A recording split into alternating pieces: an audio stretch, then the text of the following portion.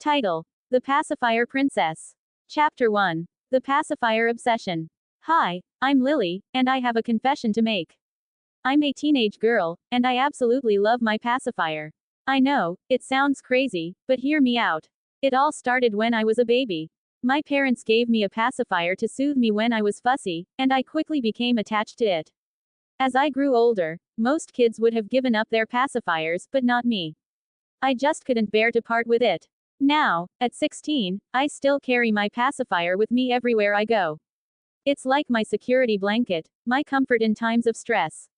I know it's not exactly normal for a teenager to be sucking on a pacifier, but I can't help it. It just feels right. My friends think I'm a little weird, but they've come to accept my pacifier obsession. They even joke that I'm the Pacifier Princess.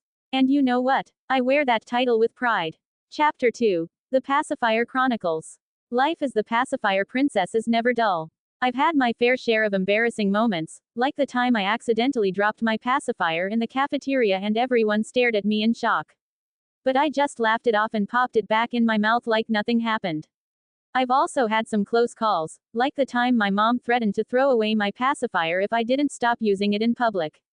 I begged and pleaded with her, promising to only use it in private, and thankfully she relented. I don't know what I would do without my beloved pacifier.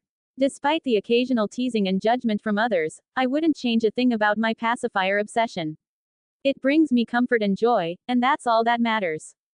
Chapter 3. The Pacifier Princess Strikes Again. Today, I decided to take my pacifier obsession to the next level. I dressed up as the Pacifier Princess for Halloween, complete with a sparkly crown and a pacifier scepter. My friends thought it was hilarious, and I had a blast parading around town in my royal attire. But the real highlight of the day was when I stumbled upon a group of kids who were collecting donations for a local charity.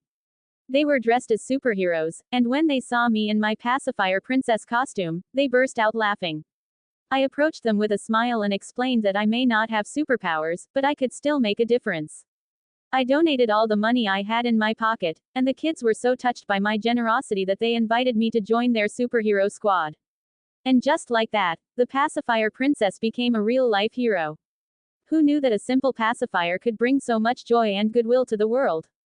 Epilogue. So, there you have it. I may be a teenage girl who loves her pacifier, but I wouldn't have it any other way. My pacifier has been with me through thick and thin, and I know it will always be there for me when I need it most. I may be the Pacifier Princess, but I'm also a kind-hearted, fun-loving girl who isn't afraid to be herself. And if that means sucking on a pacifier until I'm old and gray, then so be it. After all, life is too short to worry about what others think. So here's to embracing our quirks and living life to the fullest, pacifier and all. Cheers to the Pacifier Princess.